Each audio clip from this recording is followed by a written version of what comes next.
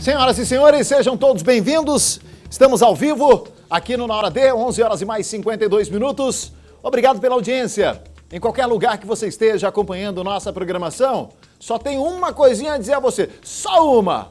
Obrigado. Olha, hoje é segunda-feira. Mais um dia zerado, novinho em folha. Mais uma semana nova para que a gente possa fazer coisas boas, para que a gente possa louvar o nome do Senhor e agradecê-lo pelas bênçãos em nossas vidas. E se você tem algum sonho na sua vida, coloque Deus na frente, seja forte, permaneça humilde, mas pode sonhar alto sim, é permitido, tá bom? Olha pessoal, hoje, segunda-feira, sessão extraordinária na Assembleia Legislativa, nesta segunda-feira, que elegeu a nova mesa diretora para o biênio 2021-2022. Ao vivo da Assembleia Legislativa, quem tem os detalhes é o repórter Fábio Cabral. Fabão. Oi, Gisael, tudo bem? Bom dia, né? Quase boa tarde.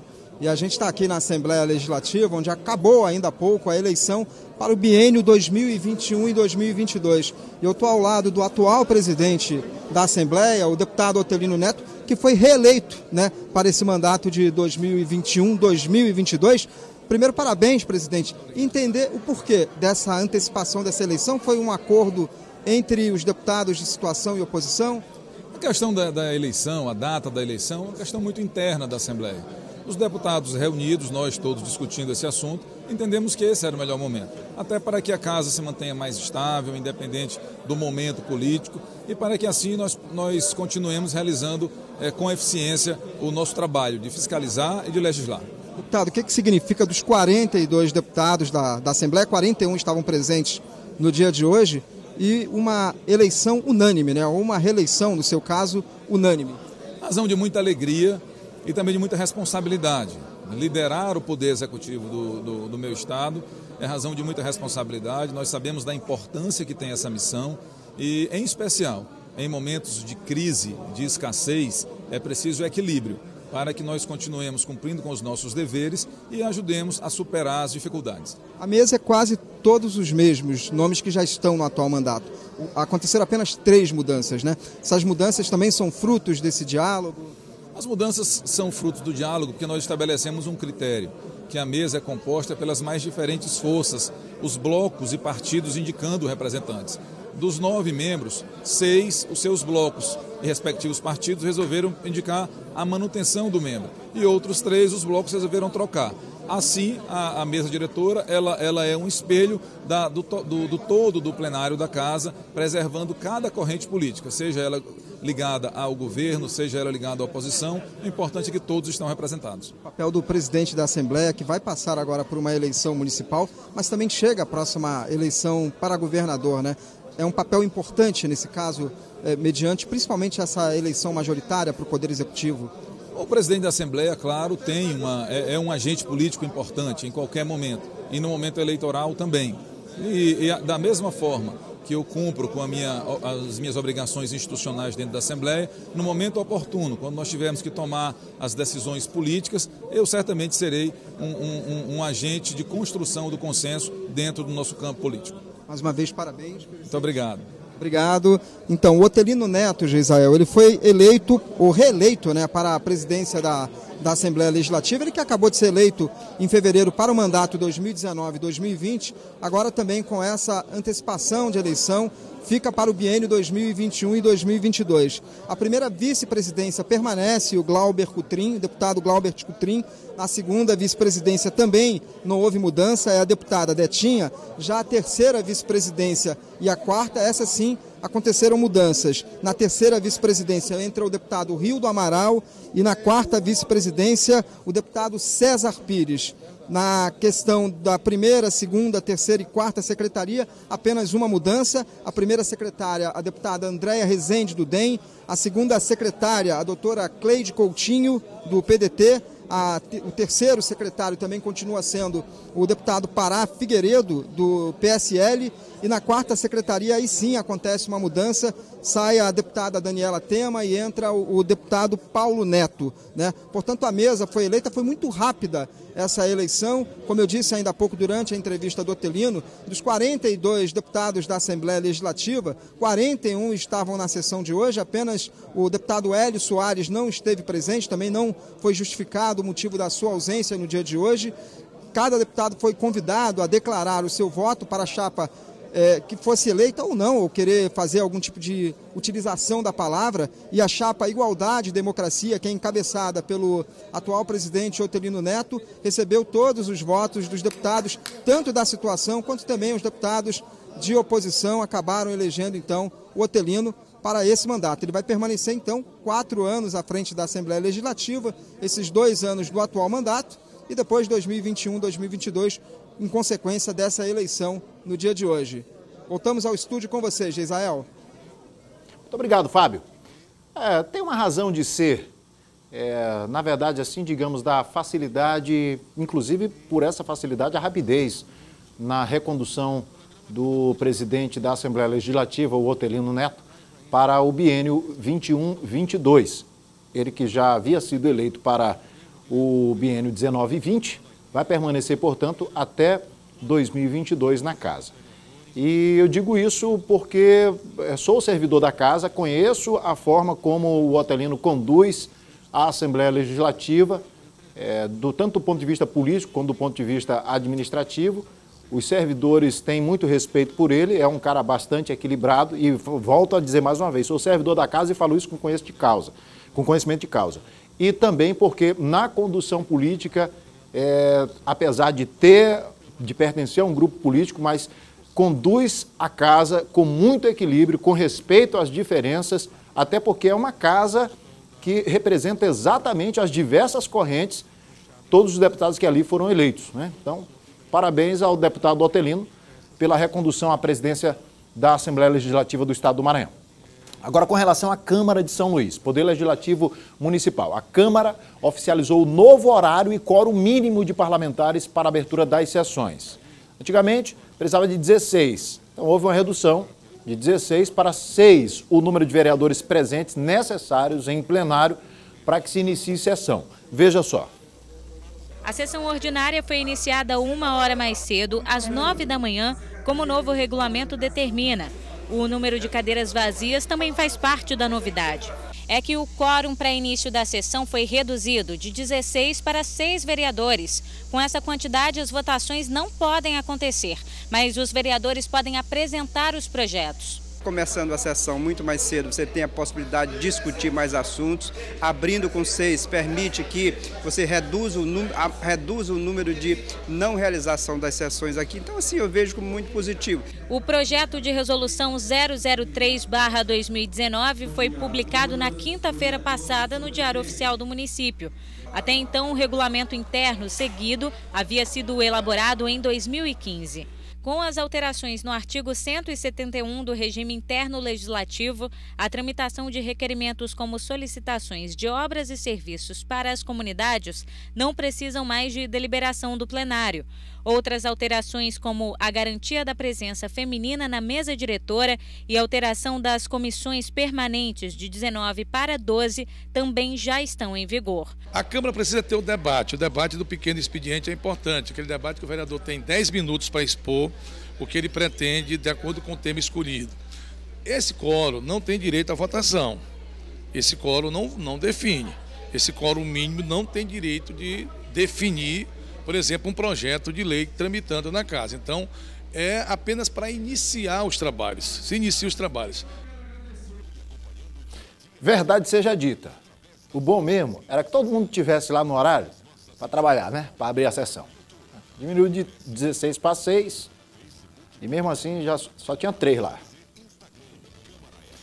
O programa Resenha entrevistou o governador do estado, Flávio Dino. Entre outros assuntos, o governador falou sobre a mudança na presidência do Procon Maranhão e anunciou em primeira mão que estará nesta semana em uma reunião com o presidente Jair Bolsonaro em Brasília. A reunião deve contar com a presença de todos os governadores do Nordeste na próxima quinta-feira e foi anunciada em primeira mão pelo governador Flávio Dino no programa Resenha deste sábado.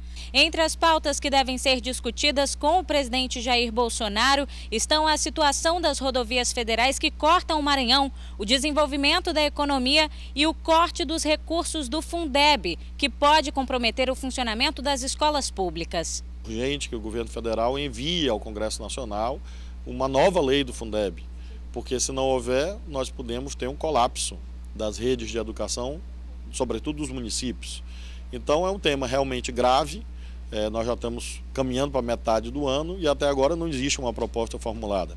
Essa é uma pauta central dessa reunião que vamos procurar fazer com que, não obstante haja diferenças políticas, partidárias e ideológicas, nós possamos unir esforços naquilo que é de interesse comum do nosso país. Sobre o cenário político, Flávio Dino voltou a reforçar que não deve interferir nas eleições municipais. Muito produtivo o programa hoje com o governador Flávio Dino e faremos assim, portanto, daqui em diante com outras personalidades, outras autoridades públicas, outros políticos, sempre nesse objetivo de bem informar e de levar a prestação de serviço público também, claro, de que as demandas da população possam ser solucionadas por esses agentes públicos. Durante a entrevista ao apresentador John Coutrin, com participação do jornalista Adalberto Melo e do radialista Robson Júnior, o governador prestou esclarecimentos sobre o pagamento recebido pelas famílias dos apenados que trabalham no Complexo Penitenciário São Luís, alvo de críticas nas últimas semanas.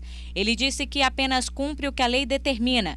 As famílias dos detentos recebem 2/3 de um salário mínimo. O público ganhou com essas informações no rádio, também no portal, enfim.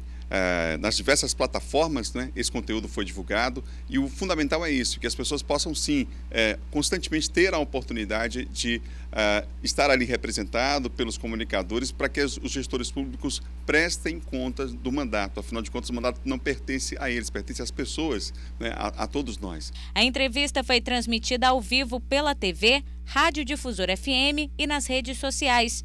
Flávio Dino também se pronunciou sobre o corte do orçamento das universidades e institutos federais anunciado para o segundo semestre deste ano pelo Ministério da Educação. A experiência foi boa, principalmente de entrevistar o governador, não porque é o governador. Eu acho que foi um diálogo bom.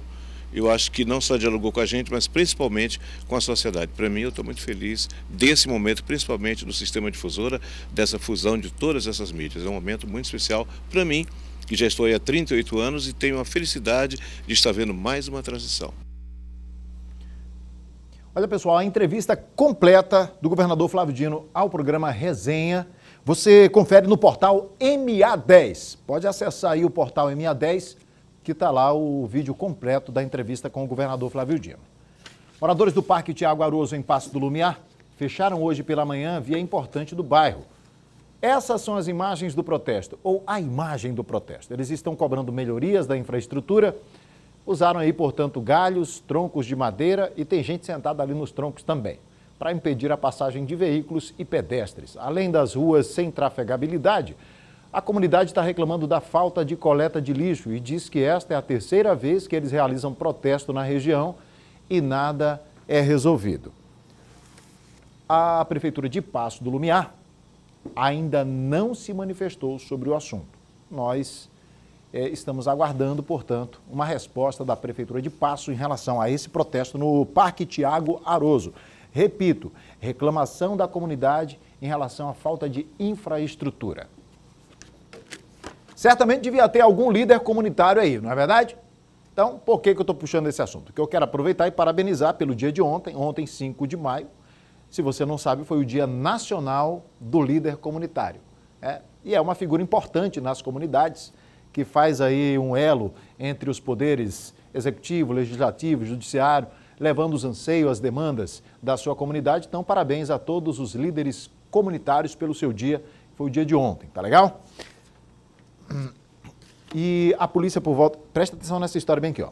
Por volta de 3 horas da madrugada, desta segunda-feira já, lá na BR-316, quilômetro 275, ali no município de Santa Inês, uma equipe da PRF flagrou um motorista caído no acostamento da rodovia com a moto bem do lado. essa é a imagem. O flagrante aconteceu após uma denúncia. Informaram aos policiais a existência de uma pessoa que estava caída ao lado da motocicleta.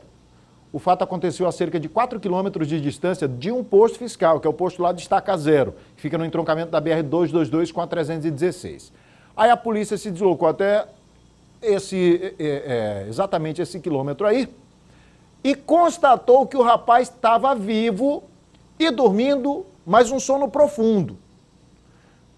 Tão profundo, eles tentaram acordá-lo, mas sem sucesso. E aí, o que foi que os policiais detectaram? Que ele estava em coma alcoólico.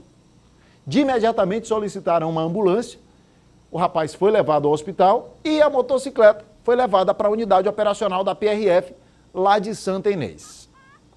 Um perigo, né? Que bom que ele, pelo menos, emborcou ali na beirada da rodovia e ficou dormindo lá mesmo. Porque você imagina se ele sofre um acidente grave e perde a vida, né?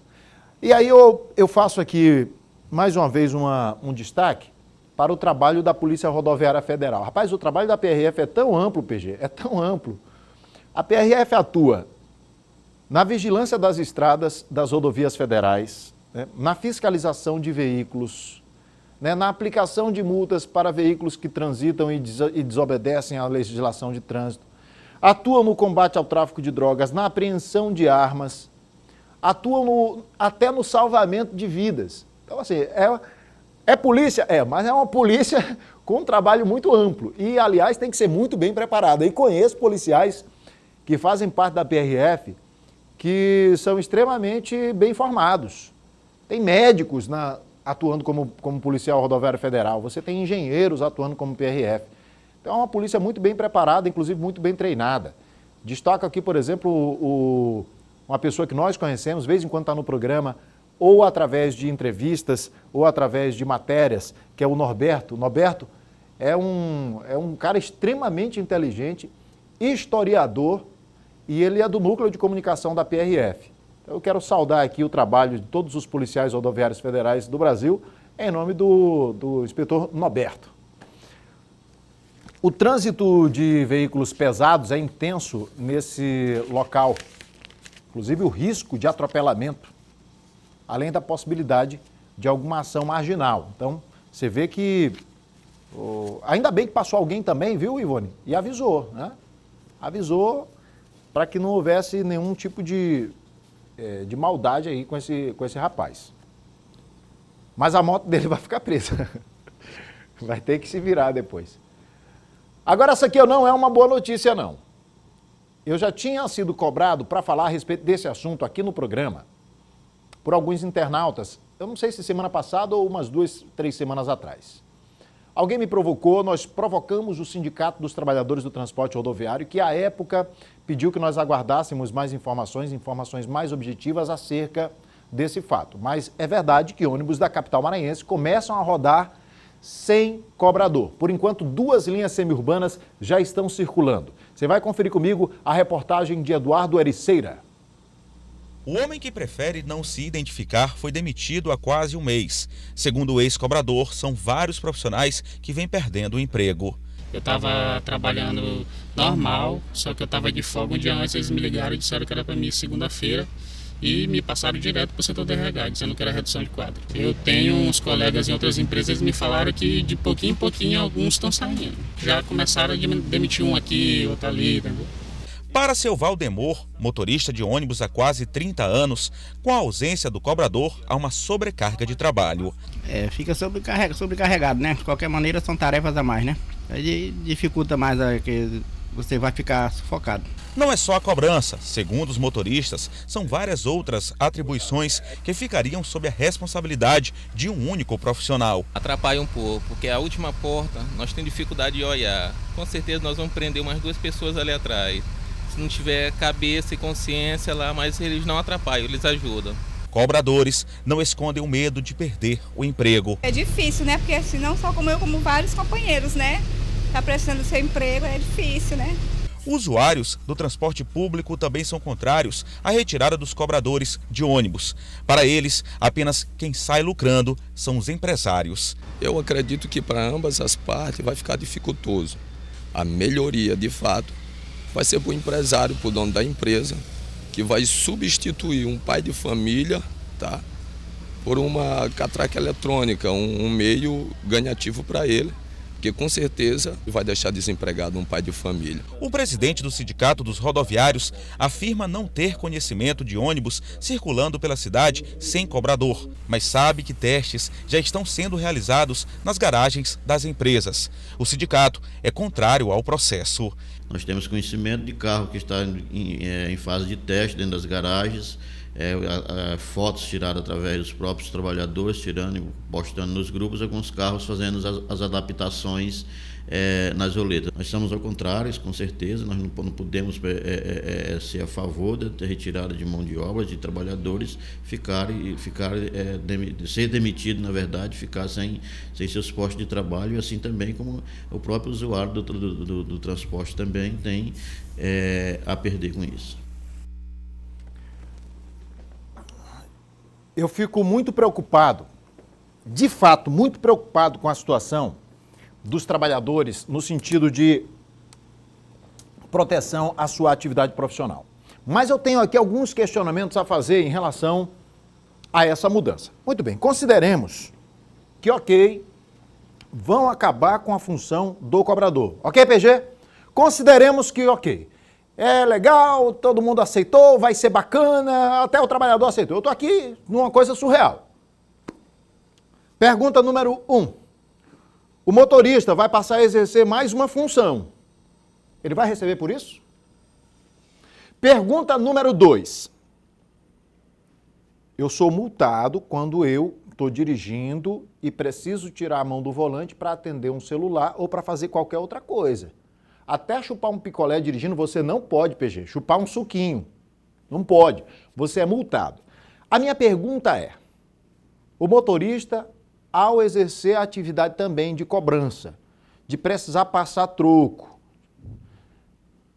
ele vai ser multado? Ele vai ter que encostar para poder fazer esse trabalho também? Vai ter que esperar um pouquinho?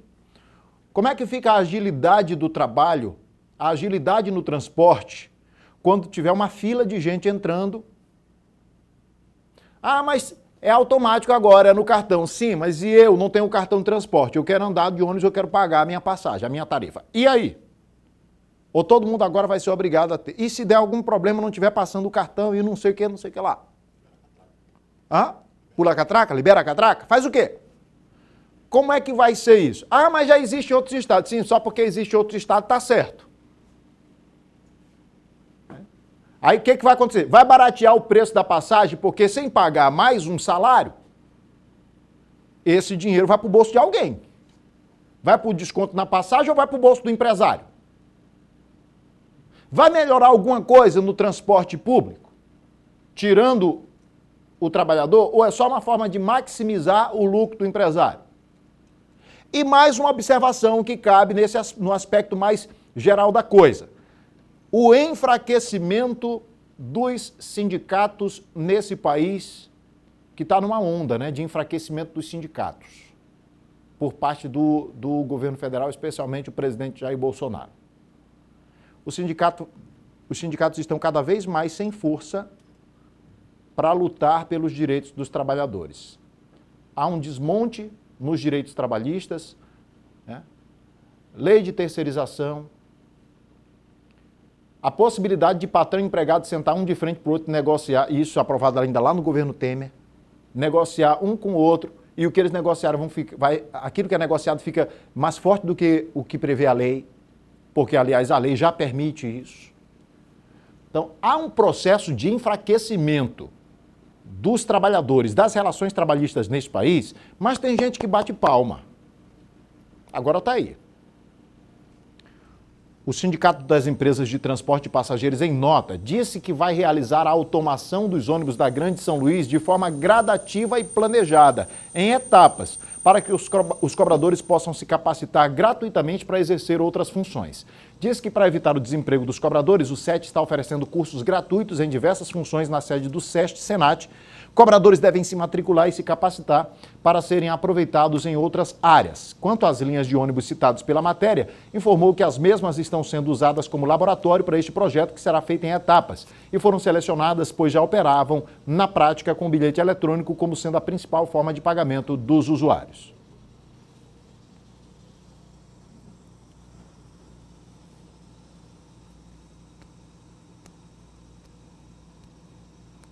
Para bom espremedor, meia laranja basta.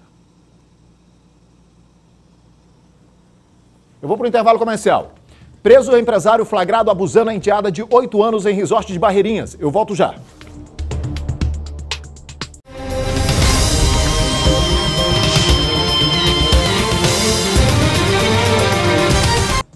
Estamos de volta, senhoras e senhores, agradecendo o seu carinho e a sua audiência.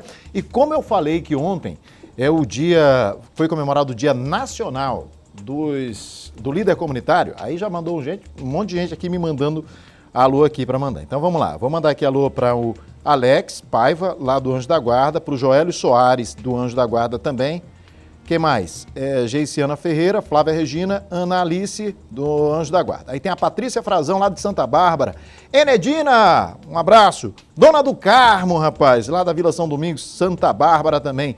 E aí mandar um abraço para Daniele Guzmão, para Santos, da Zona Rural, Maria Santana, Marcélia Freire, lá do Jardim América também, professor Riba, rapaz, que é conselheiro tutelar, é do Conjunto São Raimundo.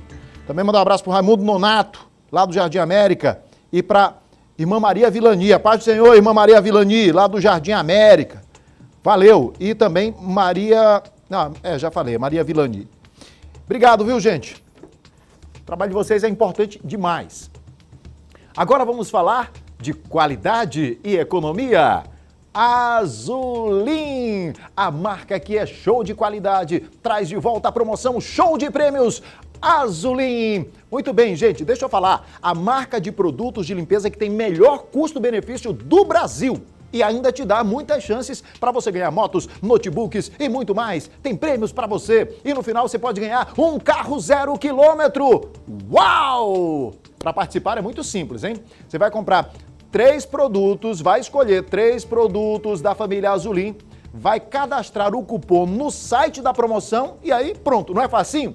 Você já vai estar participando. Confere comigo, VT. A marca que é um show de qualidade traz de volta a promoção Show de Prêmios Azulim. São muitas chances para você ganhar motos, notebooks e muito mais. E no final, você pode ganhar um carro 0 km. É muito simples participar. Compre produtos Azulim, cadastre o cupom no site da promoção e pronto, você já está concorrendo. Ah, e esses produtos aqui te dão chances em dobro. Compre Azulim e participe! Pois é, então tá aí, ó. Quais são os produtos que você vai escolher, hein? Basta 3, tá? Mas pode levar toda a linha pra casa aí, ó. Pedra sanitária Azulim. Tá aqui. Esse limpador aqui é perfumado. São 3. Você já pronto. Tá aí, ó. Escolhe aqui esses 3 aqui. Zé Cirilo, tu quer qual, Zé Cirilo? Tem um multiuso Azulim. Rapaz, pense num poder de limpeza. Esse daqui, ó. Bom demais. Então você vai escolher os produtos Azulim.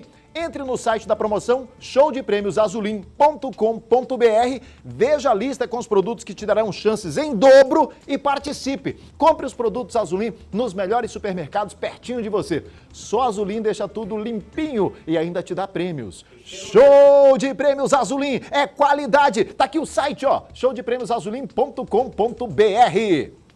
Ó, Zé Cirilo tava me dizendo aqui que é cheiroso, mas tava perguntando se limpa até barra de marido que se sujou com a mulher. Hã?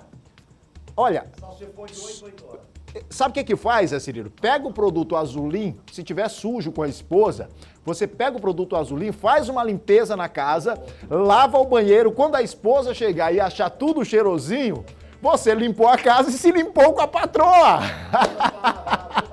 Ué, pois é. Agora as notícias do esporte para você.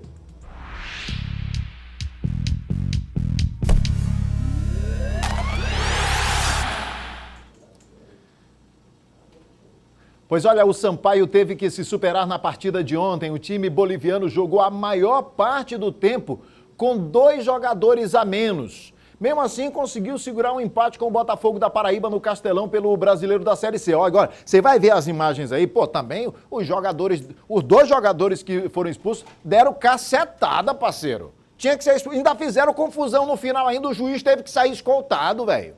Mostra aí. O Ulisses tratou de dar ainda mais alegria para a torcida. Logo aos 2 minutos, o atacante abriu o placar no Castelão.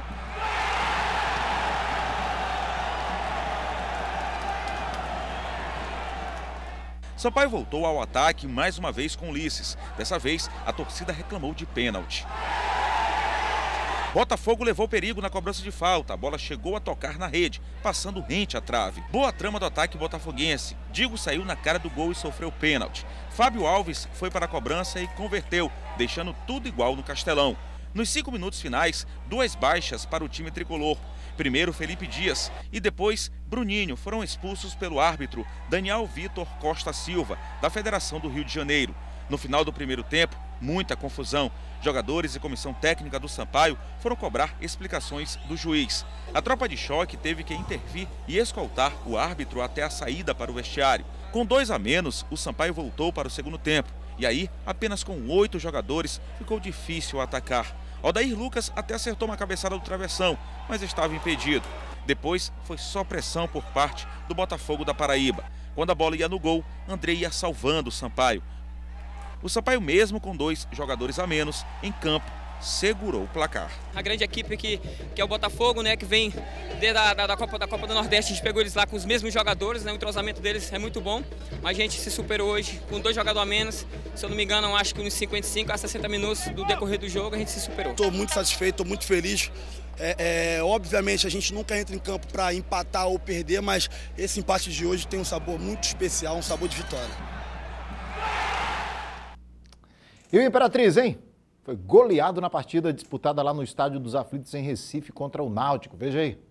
O primeiro gol alvirrubro saiu aos 17 minutos desse chutaço de André Krobel, que acertou o ângulo direito do goleiro Jean. Aos 39 minutos, Jimenez roubou a bola no meio de campo e, como uma flecha, apareceu dentro da área para fazer o segundo gol do Náutico. O Wallace pernambucano cobrou a falta por baixo da barreira. A bola ainda bateu na trave e morreu no fundo das redes. O time maranhense aproveitou o cochilo da defesa alvirrubra para diminuir com Valderrama de cabeça. Mas a festa dos visitantes não durou muito. 2 minutos depois, o Wallace pernambucano, também de cabeça, fez o 4º gol do Náutico. Quando Tarcísio foi derrubado na área, o Wallace pernambucano foi para a cobrança do pênalti e mandou para fora a chance do 5º gol alvirrubro, que seria o 3º dele na partida. O Imperatriz chegou ao 2º gol com Renan Dutra de cabeça. Final, Náutico 4, Imperatriz 2. Em Roraima, o Moto conseguiu uma importante vitória na estreia da Série D. Com gols de Vinícius Paquetá e Bruno Henrique, o rubro-negro levou a melhor em cima do Atlético. O Moto volta a campo no próximo domingo contra o São Raimundo do Pará, no Estádio Castelão. E, rapaz, o nosso o Macão, lutou, mas o Maranhão estreou em casa na Série D, acabou perdendo o jogo. Veja. Os gols da partida aconteceram só no segundo tempo. Aos 9 minutos, o Wesley no contra-ataque deu passe. Marciano dominou, invadiu a grande área e marcou no canto esquerdo. Maranhão 1-0. Com a vantagem, a zaga do tricolor maranhense relaxou. O Altos percebeu, pressionou, cresceu no jogo e conseguiu reverter. Manuel empatou com esse chute da entrada da pequena área. O gol da vitória piauiense foi marcado por Marcinho aos 38 minutos do segundo tempo. Final, Altos 2, Maranhão 1. Por hoje é só, amanhã tem mais Esporte Difusora.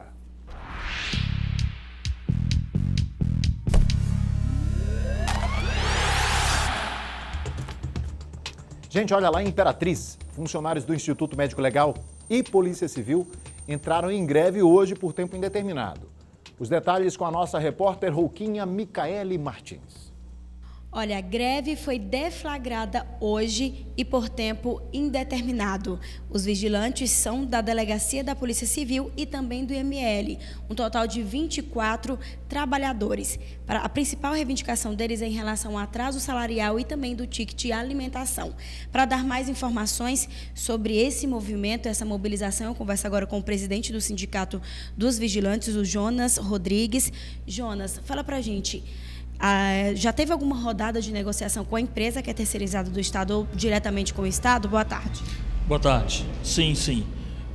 Com o Estado, não há qualquer diálogo, não há qualquer contato do sindicato ou do Estado e vice-versa, porque não temos abertura para isso. Mas com a empresa, sim, tivemos um diálogo hoje pela manhã, que afirma estar há 4 meses sem receber do Estado do Maranhão, mas que há a previsão de pagamento hoje, de crédito desse valor, e que, em decorrência disso, ela prometeu pagar os trabalhadores até a quarta-feira. Então, a greve que foi decidida na semana atrasada, que teve uma paralisação de advertência na quinta-feira passada e efetivação em definitivo, porque não houve pagamento, não houve promessa de pagamento sequer, a partir de hoje ela se tornou definitiva por tempo indeterminado. Então, com essa promessa, eles vão aguardar crédito na conta, eles retornam aos seus postos de trabalho. Jonas, muito obrigada pela entrevista e pelas informações. Só reforçando, são 24 vigilantes, né, da Delegacia da Polícia Civil e também do IML. No total, são 24 trabalhadores e, como o Jonas acabou de destacar, o último prazo dado pela empresa foi até nesta quarta-feira. Caso contrário, a greve vai continuar por tempo indeterminado. Micaele Martins, para o Na Hora D. Obrigado, Micaele. A TV Difusora Sul entrou em contato com a Secretaria de Comunicação e Assuntos Políticos para a gente ter alguma resposta a respeito dessa paralisação do IML e dos policiais civis lá em Imperatriz. Mas até agora não obtivemos resposta, tá? Vamos aguardar. O empresário paulista Milton Mariano Martins foi preso em um resort de Barreirinhas neste fim de semana. Ele foi flagrado abusando sexualmente de uma criança de 8 anos de idade por volta das 2 da manhã de sábado. Agora presta atenção, segundo a polícia militar, o suspeito estava hospedado no hotel com a namorada e a filha dela. Os 3 estavam na mesma cama e o crime aconteceu no momento em que a mãe da vítima dormia. A menina, a mãe e o autor foram conduzidos para a delegacia regional. Para a polícia, a criança revelou que os abusos sexuais aconteciam desde 2017 e sempre durante viagens que eles faziam juntos. Um absurdo, né? Esse tipo de informação, esse tipo de ato, esse tipo de fato que a gente noticia, especialmente envolvendo, nesse caso, mulher, criança e com uma idade, 8 anos de idade, PG. E se nós estamos em 2019, ela tem 8 anos de idade, dependendo do mês aí, em 2017, ela tinha 6, 7 anos de idade. Você consegue compreender o tamanho da brutalidade do ato? O tamanho da brutalidade? Roubar a inocência de uma criança. Olha, comprovado o fato, isso aí é sal, parceiro, não tem conversa, meu irmão. E o Centro de Perícias Técnicas para Crianças e Adolescentes, que existe há 15 anos, realizou quase 8 mil atendimentos durante esse período. A maioria continua sendo de violência sexual. Foram mais de 4 mil denúncias. A Elimar é conselheira tutelar do município de Penalva. Ela veio até o Centro de Perícias Técnicas para a Criança e o Adolescente em São Luís, acompanhando 2 vítimas de violência sexual. Nós trouxemos uma adolescente que já está aí no seu essa terceira vinda para cá, e um adolescente de 13 anos que também foi violentado. E é o primeiro atendimento dele aqui. O Centro de Perícias existe há 15 anos e fica localizado dentro do Complexo de Proteção à Criança e ao Adolescente. De 2004 a 2018, realizou 7.681 atendimentos. A maioria, 4.419, denúncias de violência sexual. Aqui chegam solicitações de perícia feitas por autoridades policiais ou da Justiça para investigar todos os tipos de violência contra criança e adolescente. Nos últimos anos, o número de atendimentos vem aumentando, mas a compreensão é de que esses dados estão ligados à maior visibilidade do trabalho. A sociedade, de um modo geral, ela tem consciência, né, que a criança tem direito a essa proteção e, com isso, as denúncias vêm chegando. E também criação de estruturas, né, para que a gente possa estar averiguando realmente essas situações. Uma equipe de 32 profissionais, entre médicos, legistas, psicólogos e assistentes sociais, são responsáveis pela realização das perícias. A gente busca um trabalho integrado, em que se evita a repetição da história, em que se tenta dar um atendimento mais lúdico, para que aquele momento seja o menos sofrido, por assim dizer, possível. Algumas salas foram montadas com estrutura parecida com uma brinquedoteca, para deixar mais à vontade quem passa por esse momento tão difícil. Adequado para poder ouvir essas crianças e adolescentes, respeitando seu nível de desenvolvimento, sua capacidade de fala, respeitando inclusive a quando elas não querem falar. Então, procurar analisar as situações dentro das especificidades deles, né? Muito bem, a gente vai para o intervalo comercial e eu quero aqui abraçar o Hassan Cade. Grande Hassan, rapaz, lá ali no Bom Jesus Coroadinho. Quero também abraçar o Alisson da Vila Bessa, ele diz que a filhinha dele está fazendo 8 aninhos hoje, todo dia assiste o programa. Então, parabéns, Alícia, filha do meu querido Alisson. Parabéns para você nessa data querida. Bora para o intervalo, eu volto já.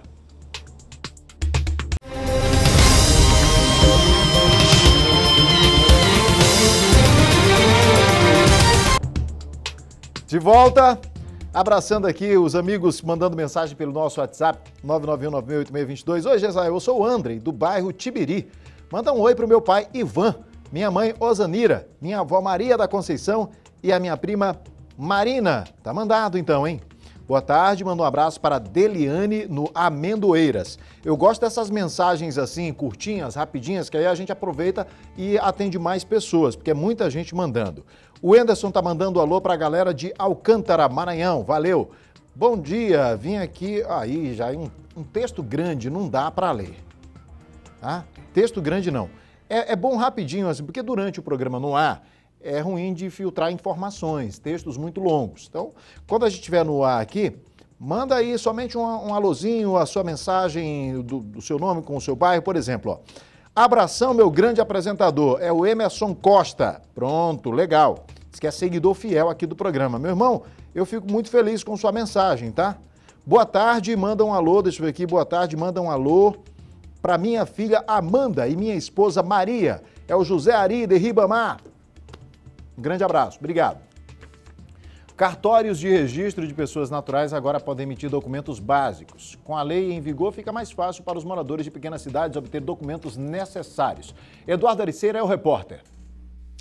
O Supremo Tribunal Federal decidiu agora recentemente, no dia 10 de abril, a ampliação dos serviços prestados pelos cartórios de registro civil.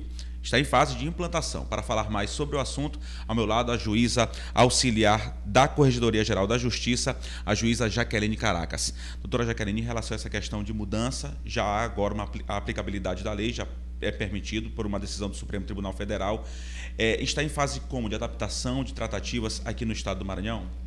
Pois não. Em relação ao essa abertura para os cartórios de registro civil poderem emitir outros documentos de identificação civil, ela veio a partir de um provimento da Corregedoria Nacional de Justiça, que é o 66, que é de janeiro de 2018. Como houve uma ADIM proposta no Supremo, esse provimento ficou suspenso até agora, abril de 2019, e somente agora, com a decisão do Supremo, considerando a constitucionalidade da norma, a gente vai começar a implementar e efetivar essa medida, né? Então, nós estamos começando as tratativas, não só com os cartórios, mas também com as entidades a nível estadual, que emitem esses documentos civis, para que a gente possa, então, estender esse serviço para os cartórios de registro civil em todo o Maranhão. Qual é a vantagem disso? É que os cartórios eles têm muito mais abrangência, eles estão em muito mais municípios do que os postos de atendimento do Instituto de Identificação do Maranhão. Então, a gente vê uma grande vantagem com esses convênios, com essas parcerias, porque vai facilitar o acesso do cidadão ao seu documento de identidade civil. Nesse caso, as tratativas são tanto com os órgãos emissores aí, que expedem esses documentos, quanto com os cartórios, no caso. Exatamente. A corregedoria, na verdade, ela vai fazer essa ponte, né? A ponte entre o interesse dos cartórios e o interesse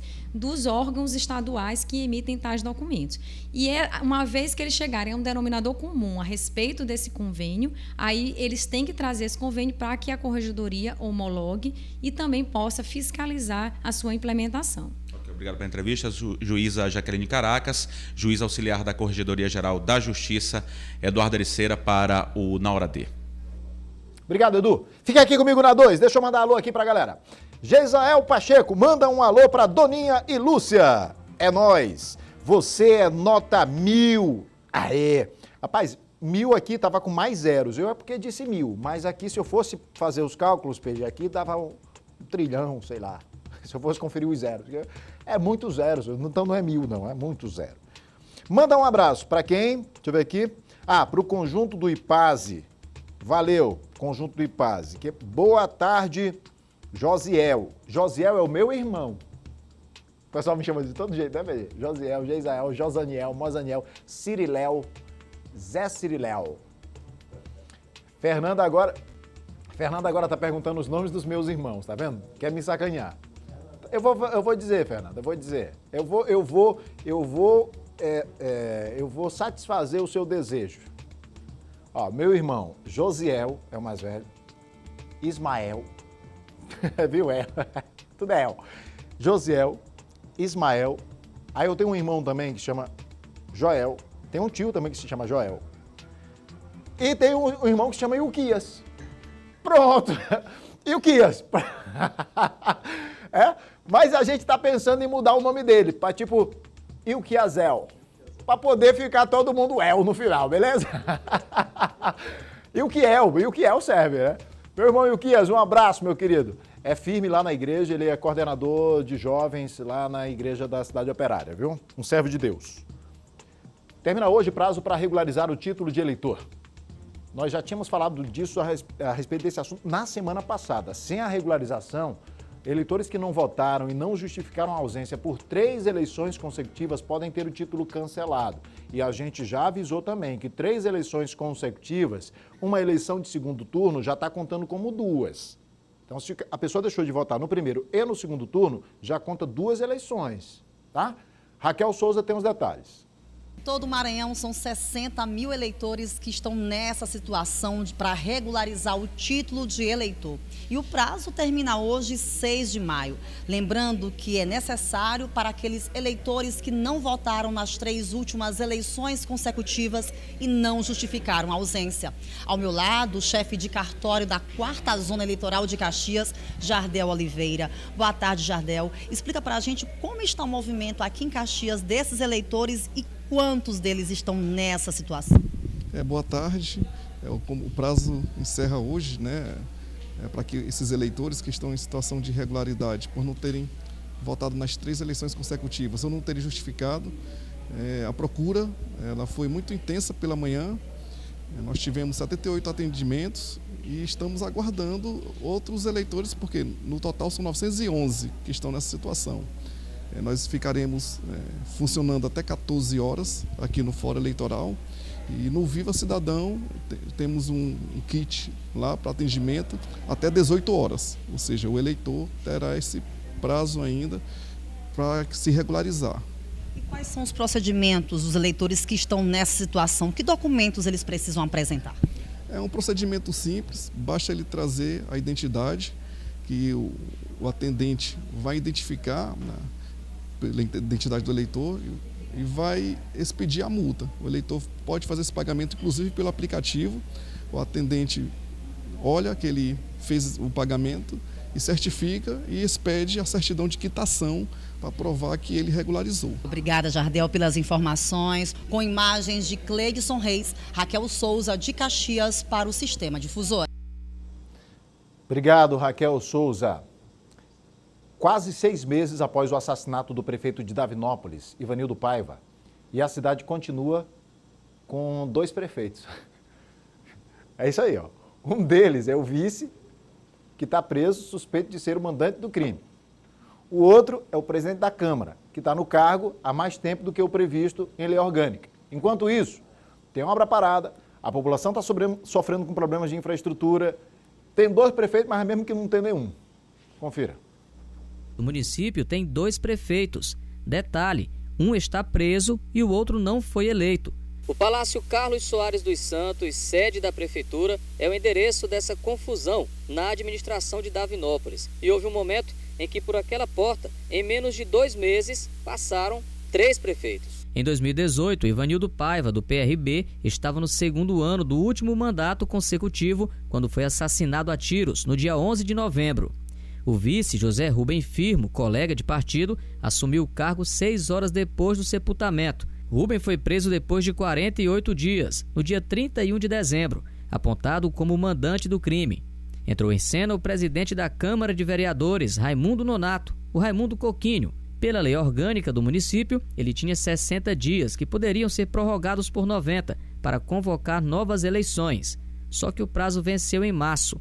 O prefeito Rubem está sendo acusado de participar de um crime comum, que é a competência do Poder Judiciário. Porque enquanto ele continuar preso, o presidente da Câmara, que é o Coquinho, que hoje ocupa o cargo de prefeito, né, ele vai continuar até enquanto perdurar essa situação. Enquanto Davinópolis segue com 2 prefeitos, máquinas paradas e os moradores reclamando da lama, buracos, esgoto a céu aberto e dos efeitos dos alagamentos no início do mês de abril. Buraco e lama e casa alagada e casa caída, é assim.